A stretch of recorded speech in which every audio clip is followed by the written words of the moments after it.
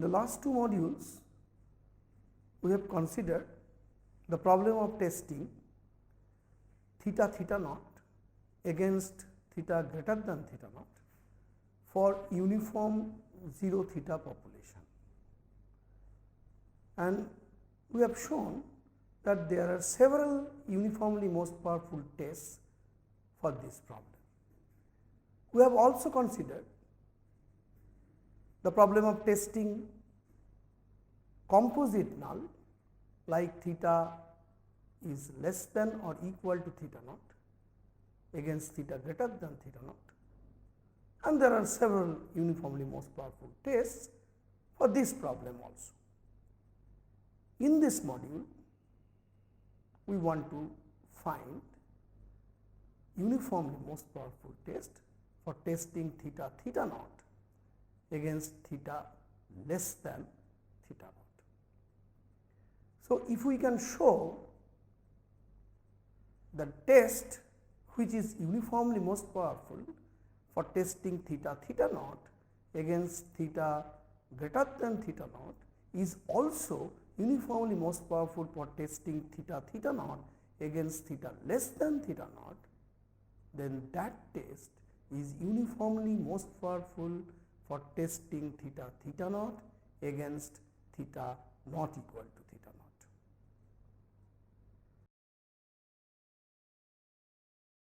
In the last module, we have shown that this psi is uniformly most powerful for testing theta theta naught against theta greater than theta naught for uniform 0 theta problem, and we have also seen that this psi is not uniformly most powerful just testing h naught prime theta is less than or equal to theta naught against theta greater than theta. However, as we shall see, this psi is uniformly most powerful for testing theta theta naught against theta not equal to theta naught.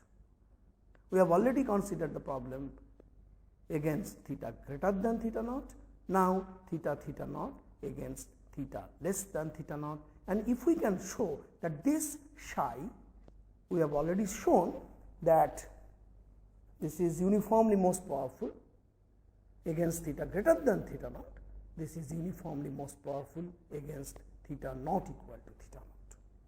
Now, start with theta theta naught against theta theta 2, two simple hypotheses. So, simple null against simple alternative and use Neyman-Pearson lemma. But here theta 2 is less than theta naught. Our aim is to find a most powerful test for this problem. So, see this figure. So, consider N2, and here the region in yellow is the sample space under the alternative theta theta 2, because theta 2 is less than theta naught. Now, mathematically the pink region is set of x for which x order n, that is maximum of x1 x2 xn, lies between theta 2 and theta naught, and yellow region is x order n is less than or equal to theta 2. So, y union p, the big square, that is the sample space under null hypothesis theta theta naught. Now, we want to derive most powerful test for this problem. So, p theta 2 x is 1 by theta 2 to the power n if x order n is less than or equal to theta 2 and 0 otherwise, and k p theta naught is k by theta naught to the power n if x order n is less than or equal to theta naught and 0 otherwise. You can take k less than this or greater than this and try to find most powerful test for this problem, but here we consider that k is exactly theta naught by theta 2 to the power n.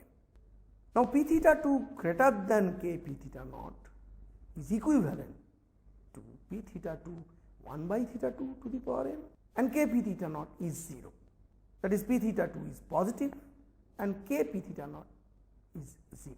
That is, p theta naught is 0, and which is equivalent to x order n is less than or equal to theta 2 and x order n is greater than theta. But you see, thus theta 2 is less than theta naught. So, simultaneously less than theta 2 and greater than theta 2 theta naught. So, you see the regions and both inequalities cannot simultaneously hold.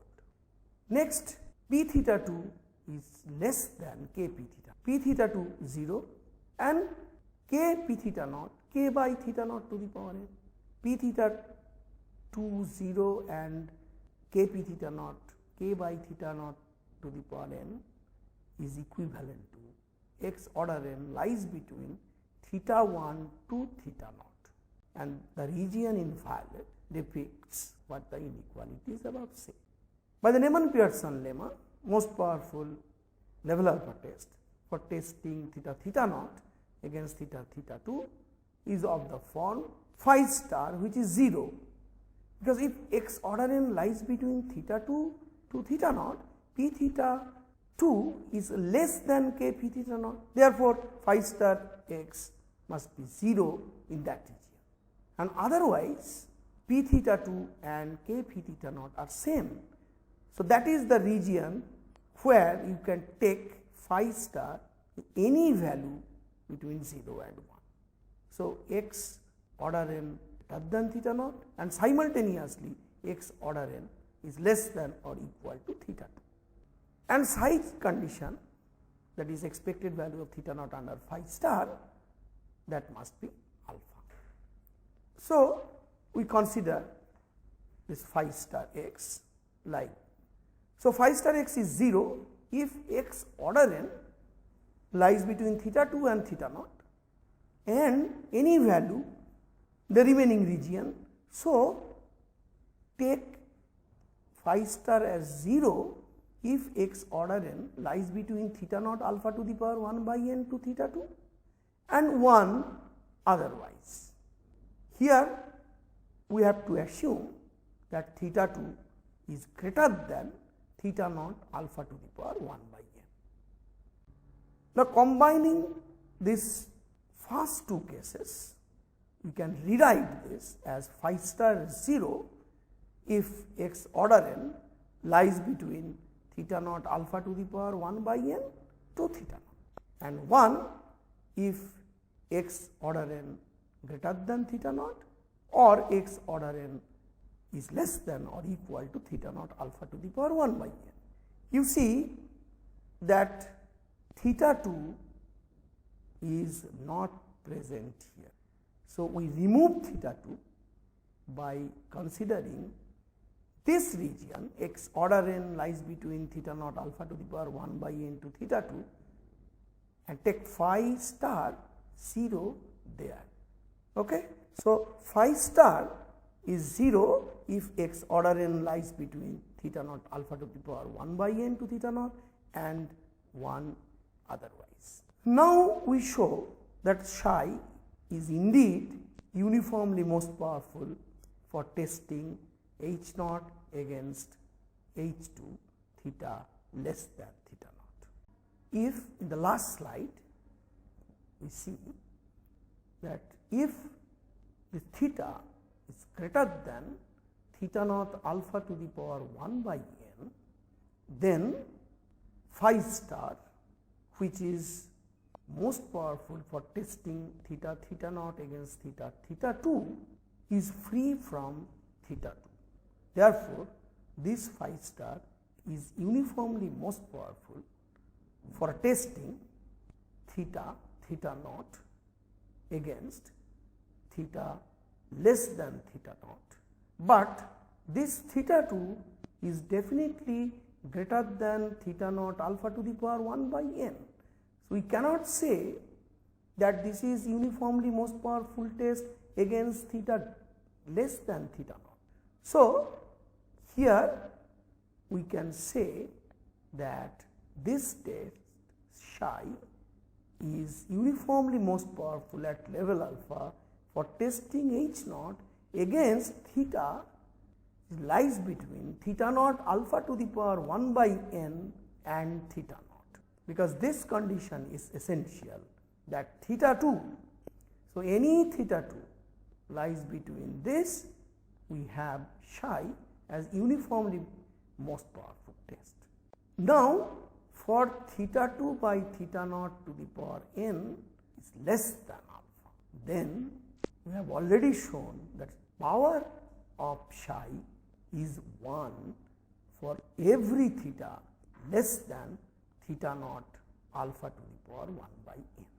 So, here theta 2 is less than theta naught alpha to the power 1 by n. We have already considered the case where theta 2 lies between theta naught alpha to the power 1 by n to theta naught, but for theta 2 less than theta naught alpha to the power 1 by n, the power is 1. So, that is obviously uniformly most powerful for testing H naught against theta less than theta naught alpha to the power 1 by n. So, we have shown that this H naught theta theta naught against theta less than theta naught alpha to the power 1 by n. This problem is tackled using the power function of psi that we have already shown, because the power is 1. It is possible to identify a constant k such that an application of the Neyman-Pearson lemma gives the most powerful test for testing H naught against without any reference to the power. Can you guess what that constant is? Thus, psi is uniformly most powerful at level alpha for testing H naught, theta is theta naught against both H3, that theta lies between alpha to the power 1 by n into theta naught to theta naught, and theta less than theta naught alpha to the power 1 by n. We can say that psi is uniformly most powerful at level alpha for testing theta theta naught against theta less than theta naught. We have already shown that this psi is uniformly most powerful at level alpha for testing theta theta naught against theta greater than theta naught. Here we have shown that this test psi is uniformly most powerful at level alpha for testing theta theta naught against theta less than theta naught. So, combining these two, we get that this psi is uniformly most powerful at level alpha for testing H naught theta theta naught against theta is not equal to theta. So, we have derived a uniformly most powerful test for testing against two-sided alternatives, and we can show that this uniformly most powerful test psi is unique. So, in this case, for uniformly 0 theta problem, we have obtained a uniformly most powerful test, and we can show that that is unique, and this however is a rare instance of the situation where a uniformly most powerful test against two-sided alternative exists. Suppose x1, x2, xn is a random sample from normal distribution with mean mu and variance 1. It is a simple problem. You can find uniformly most powerful test for testing mu naught against mu greater than mu naught, uniformly most powerful test for testing mu naught against mu less than mu naught. So, mu less than mu naught, mu greater than mu naught, uniformly most powerful tests are available, but they are entirely different. So, you cannot find uniformly most powerful test for testing mu naught against mu not equal to mu naught. But here you find uniformly most powerful test against two-sided alternate. Another situation where uniformly most powerful test for H naught theta theta naught against two-sided alternative exists. The exponential is form e to the power minus x minus theta if x greater than theta and 0 otherwise. How can we solve this? You can solve it using Neyman-Pearson lemma directly, or if somehow the exponential distribution can be transformed to uniform 0 theta prime distribution, then our problem would reduce to the case discussed. Can you think of some function g such that if x follows this distribution, gx follows uniform 0 theta dash? If this is possible, then if you have a random sample x1, x2, xn from this distribution, then gx1, gx2, gxn is a random sample from uniform 0 theta prime distribution, and you can definitely solve that problem using this uniform distribution population problem. So, it can be easily solved. Now, another way you can solve this uniform distribution problem, uniform 0 theta problem, by using the optimization technique. So, you have to find phi such that E theta phi is maximized for every theta not equal to theta naught, subject to expected value of phi under theta naught is less than or equal to alpha. Since x order n, that is maximum of x1, x2, xn is sufficient for theta, you can use the distribution of x order n, and from there you can find the uniformly most powerful test for testing theta theta naught against theta not equal to theta naught. You can try that. In this module, we have shown that there exists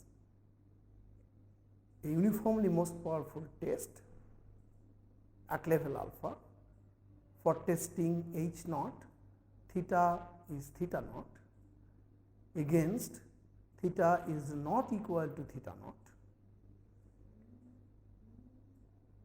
and that test looks like we reject h naught if the maximum of x1, x2, xn is greater than theta naught,